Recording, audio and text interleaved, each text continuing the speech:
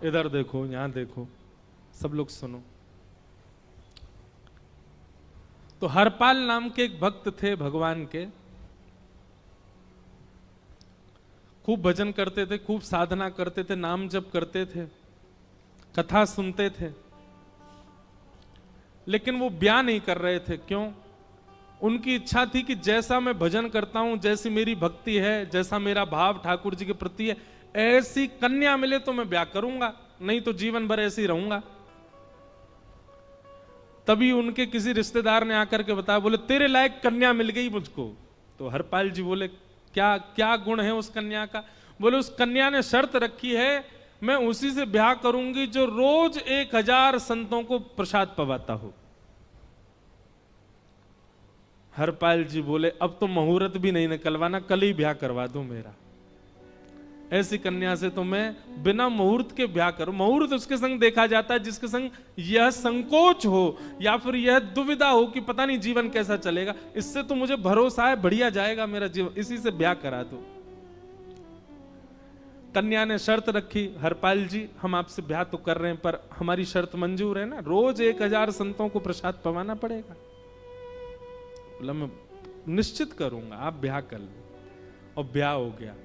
हरपाल जी रोज 1000 महात्माओं को प्रसाद पवाते। अब देखो, अगर कोई संकल्प ले ले कि मैं 1000 महात्माओं को प्रसाद पवाऊंगा, अगर 100 महात्मा ज्यादा बढ़ जाएं, 200 महात्मा ज्यादा, उनको मना करेगा क्या? वो तो फिर अपराध बनेगा उससे। प्रसाद पवाने का संकल्प लिया तो जितने आए सबको बैठाने की जिम्मेवारी उसकी। ऐसी कथा में भी होता है, कथा में जितने लोग आए सबका स्वागत होना चाहिए, सबके लिए स्थान पर्याप्त होना चाहिए। कई जगह प्राइवेट कथा करा, हम तो मना कर देते, मत कराओ भैया, आपको अपराध लगेगा। क्यों? वैष्णव को पता चला कि कथा हो रही, वो सुनने आ गया, जगह नहीं मिली या फिर वो बैठ नहीं पाया, तो खाली रहे भले ही स्थान, पर फिर भी स्थान बड़ा रखो ताकि कोई भी आए तो कोई रहे ना कथा से, नहीं तो कथा कराने वाले को अपराध लगता है। वैष्णव बिना सुने चला गया। तो हरपाल जी ने नियम ले लिया, रोज 1000 महात्माओं को भोजन कराते। अब 1000 की जगह कभी कभी 1200 भी हो जाते, 1300 भी हो जाते, 1500 भी हो जाते। लेकिन हरपाल जी करते कुछ नहीं थे, कमाई का कोई जरिया नहीं था, केवल दादा परदादाओं की पुश्त से जो उनके पुश्तैनी धन था उसी को ही खर्च करते जा रहे थे। 1 साल तक बढ़िया चला, 1.5 साल बढ़िया चला, लेकिन 1.5 साल बाद धीरे धीरे धन खत्म होने लगा। जैसे ही धन खत्म होने लगा, हरपाल जी बड़ी चिंता में आ गए, क्या करें। पत्नी को नहीं बताते थे। क्यों? बोले इससे तो शर्त लगी, इसको क्यों बताऊं अपना दुख, इससे तो शर्त मेरी यही शर्त थी कि रोज 1000 संतों को भोजन कराना। तो हरपाल जी ने बाहर जाते और दुकानदारों के यहां से जाकर के कर्जा लेने लगे। वो पुराने संपन्न थे तो किसी ने कर्जा देने से मना भी नहीं किया, सब देने लगे, बोले ले जा। इतना कर्जा कर लिया, 6-7 महीने तक कर्जे में भी उनके संत सेवा बंद नहीं हुई। 6-7 महीने बाद मांगने वालों ने मांगना शुरू किया, बोले हमारा दो, हमारा दो, हमारा दो। किसी का नहीं दे पाए तो पूरे नगर में ये हो गया कि भैया हरपाल जी अब पहले जैसी स्थिति में नहीं है, कर्जा इनको देना बंद करो, ये देते ही नहीं है पैसा लौटा करके। सब बिगड़ने लगा, धन नष्ट हो गया, इज्जत चली गई, लेकिन उनकी संत सेवा नहीं रुकी, रोज संत सेवा करते। एक दिन मन में विचार करने लगे, अब क्या करूं, अब तो मुझे कोई कर्जा भी नहीं देता, गहने भी सारे बिक गए, धन भी सारा खत्म हो गया। तो हरपाल जी ने मन बनाया कि मैं चोरी करूंगा, और चोरी करके ठाकुर जी, आप लोग मत करना ऐसा, चोरी करूंगा। हरपाल जी चोरी करने जाने लगे, लेकिन हरपाल जी का नियम था कि वो किसी के धन की चोरी नहीं करते थे। संपन्न लोगों के घर में जाते थे और उनकी रसोई घर की सामग्री चुरा लाते थे, चीनी, दाल, आटा, चावल, मूंग, नमक, मिर्च, ताकि भंडारा हो जाए सवेरे। इस प्रकार महाराज चोरी होने लगी। एक घर की हुई, दो घर, अब तो हल्ला होने लगा। बोले कि घरों की सामान राशन चोरी हो जाता है।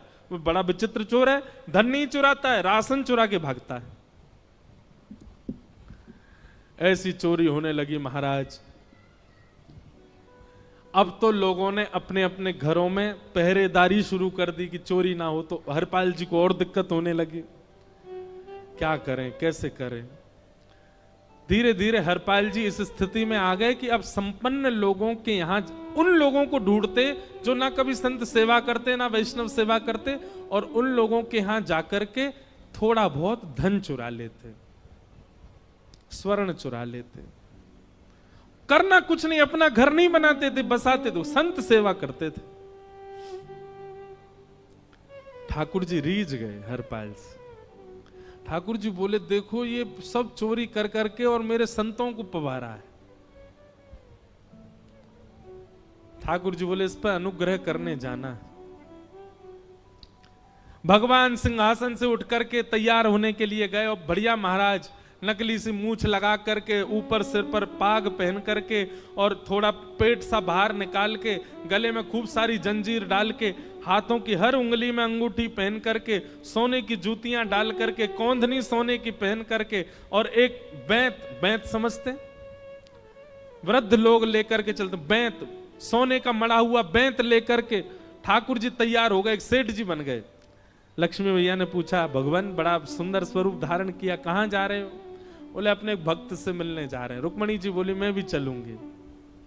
भगवान बोले, तुम मत चलो, तुम उसको पहचान नहीं पाओगे, तुमसे अपराध बनी जाएगा। बोले, नहीं नहीं, भक्त दर्शन करने मैं तो जाऊंगी। भगवान बोले, जल्दी तैयार हो जाओ। सब लोग इधर देखो, वहां से कोई सामग्री आ रही है, कथा यहां हो रही है, इधर देखो, और फिर हम आंख बंद कर लेंगे, चाहे आप कहीं देखो। आंख खुली है तो हमको ही देखो। रुक्मणी जी एक सेठानी बन गई, ठाकुर जी सेठ जी बन गए, और दोनों ने मन में विचार किया कि हरपाल जी को दर्शन देना है। और यहां हरपाल जी की स्थिति क्या थी? अब संत सेवा के लिए कहीं से भी धन नहीं मिल रहा था। तो हरपाल जी एक मार्ग पर जाकर के बैठ गए और सोचने लगे, कोई धनवान यहां से निकलेगा तो उसको लूट लूंगा, और लूट के भाग जाऊंगा, सारा धन संत सेवा में लगा दूंगा। तभी उस मार्ग पर कोई और तो आया नहीं, ठाकुर जी सेठ बन करके आ गए। और महाराज खूब सारे गहने पहन करके, पाग बढ़िया सोने की जड़ाऊ पाग पहन करके, ऐसे वस्त्र पहन करके, और छम छम करते चलते आ रहे हैं। उन गहने ही बज रहे हैं ठाकुर जी के।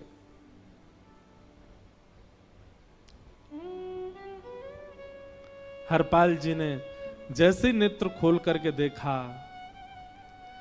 ठाकुर जी के रूप यौवन और सबरी उनके श्रृंगार को देख करके हरपाल जी बोले, ये तो एक आध साल के भंडारे की व्यवस्था आ रही है सामने से। इतने में ही सेठानी जी रुक्मणी जी भी आई, उनको ओहो, ये तो कम से कम 5-10 साल की व्यवस्था आ रही है। अगर ये दोनों लूट लिए जाएं तो 10 साल चोरी नहीं करनी पड़ेगी। देखो कितना धन संपन्न।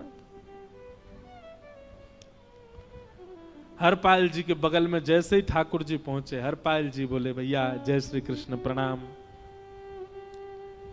ठाकुर जी तो नाराज हो गए, क्या भगवान का नाम बोलता है सुबह सुबह?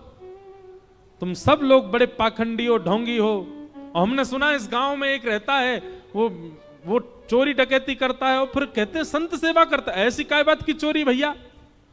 करता तो चोरी है, भले उससे भली संत सेवा करता हो, नाम उसका हरपाल है, हम सब जानते हैं।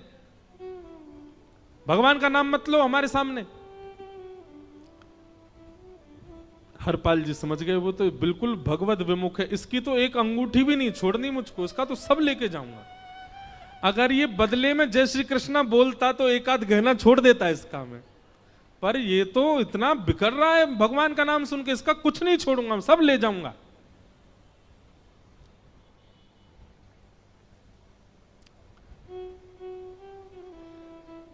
हरपाल जी बोले, हाँ भैया, एक रहता तो है डकैत इस गांव में, और उसका कोई पता नहीं है, वो कभी भी आ जाता है। लेकिन एक मार्ग जंगल में होकर के है, उसमें गांव में नहीं जाना पड़ता। जंगल से गुप्त चुप निकल करके पूरे गांव पार हो जाएंगे, आप शहर पहुंच जाओगे। उसका रास्ता मुझे ही पता है।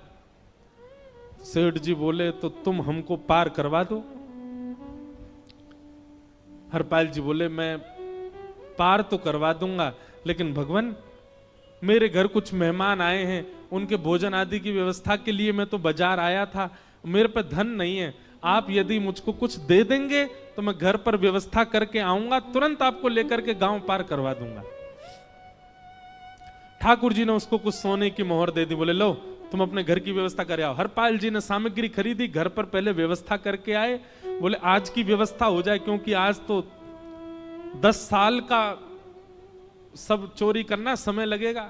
पत्नी से कहा भोजन प्रसादी बनाओ, संतों को पवाओ। संत पूछेंगे मैं कहां है, तो कहना कि आप लोगों की 10 साल की व्यवस्था करने गए आज। हरपाल जी लौट करके आए और सेठ जी से कहा आइए आइए चल दीजिए मेरे साथ और हमारे संगी चलना बिल्कुल। ठाकुर जी रुक्मणी जी चलने लगे।